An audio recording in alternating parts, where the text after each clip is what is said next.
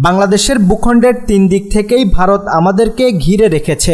ভৌগোলিক অবস্থানের দিক থেকে বাংলাদেশের পশ্চিম, উত্তর আর পূর্বে রয়েছে ভারত। পশ্চিমে রয়েছে ভারতের পশ্চিমবঙ্গ, উত্তরে পশ্চিমবঙ্গ, আসাম, মেঘালয় রাজ্য, পূর্বে আসাম, ত্রিপুরা, মিজোরাম। তবে ভারত ছাড়াও বাংলাদেশের সঙ্গে সীমান্ত রয়েছে মায়ানমারের। ভারতের রয়েছে সুবিশাল সেনাবাহিনী, সেই সাথে রয়েছে ব্যাপক পরিমাণের অস্ত্র। সামরিক শক্তি দিয়েও বিশ্বে ভারতের অবস্থান প্রথম দিকে রয়েছে। ভারতের রয়েছে অত্যাধুনিক যুদ্ধ মিসাইল, সেই সঙ্গে রয়েছে 172 এর অধিক পারমাণবিক অস্ত্র। এমতো অবস্থায় ভারত যদি আমাদেরকে কোনোভাবে আক্রমণ করে, সেক্ষেত্রে তাদেরকে প্রতিহত করার মতো বাংলাদেশের কোনো অস্ত্র নেই। বাংলাদেশ সশস্ত্র দিক দিয়ে অন্য দেশগুলোর উপর নির্ভরশীল। বিশেষ করে আর্টিলারি গান আমরা রাশিয়া বা চীন থেকে আমদানি করি। এদেশে অসংখ্য জনগণ ভারতকে হুমকি দিয়ে বলে চিকেন নেক দখল করে নেবে বাংলাদেশ।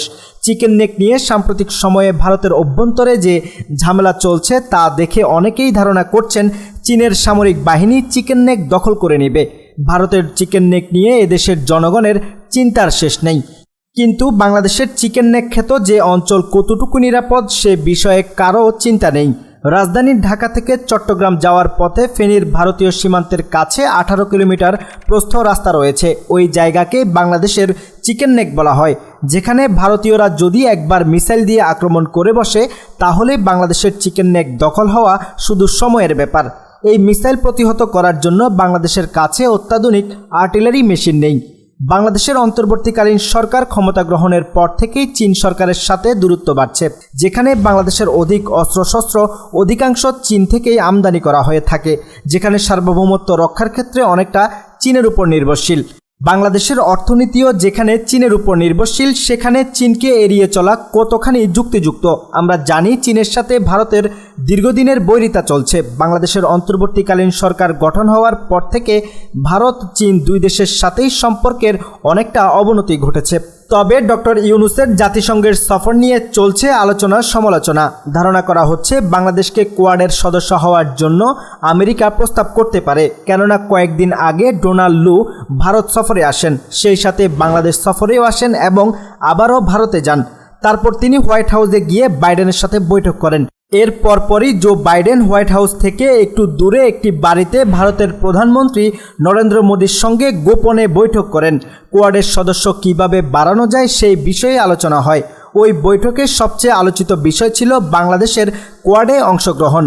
কোয়াড একটি সামরিক জোট, যেখানে ভারত, যুক্তরাষ্ট্র, সৌদি আরব, কুয়েত সহ অনেকগুলো দেশ অন্তর্ভুক্ত। এই জোটে বাংলাদেশ যোগ দিলে বাংলাদেশের সাথে চীনের সাথে যে দূরত্ব তৈরি হবে সে বিষয়ে অনুমান করা যায়। এই জোটে বাংলাদেশ অংশ নিলে বাংলাদেশ আর ভারতের মাঝে কখনো সামরিক সমস্যার সৃষ্টি হলে বাংলাদেশ যেমন যুক্তরাষ্ট্রের সাহায্য পাবে না, তেমনি তারা ভারত বাংলাদেশ ইস্যু নিয়ে কোনো কথা বলবে না। অপরদিকে এই জোটের মুসলিম দেশগুলো আমেরিকার ভয়ে চুপ থাকবে, যেমনটা আমরা ফিলিস্তিন ইস্যু নিয়ে আরব দেশগুলোকে চুপ থাকতে দেখছি। ভারতের আঞ্চলিক হুমকি মোকাবেলা করার জন্য চীনই বাংলাদেশের একমাত্র শক্তি হতে পারে, কেননা চীনের সাথে ভারতের সবসময় বৈরী সম্পর্ক ছিল, আজীবনই থাকবে। সম্পর্ক ভালো হওয়ার কোনো সুযোগ নেই। চীনের সামরিক শক্তি এতটা শক্তিশালী যে বাংলাদেশ যদি তার সার্বভৌমত্ব রক্ষা করার জন্য বছরের পর বছর যুদ্ধ করে, চীন এই যুদ্ধের সরঞ্জাম সাপ্লাই দিয়ে যেতে পারবে বাংলাদেশকে। আমরা ইতোমধ্যেই দেখেছি কিভাবে চীনের সহযোগিতা নিয়ে একটি দেশের সার্বভৌমত্ব রক্ষা করা যায়। ইয়েমেনের সার্বভৌমত্ব রক্ষায় ইরান চীনের অত্যাধুনিক প্রযুক্তির সাহায্য নিয়ে আমেরিকার হাইপারসনিক মিসাইলকে প্রতিহত করেছে।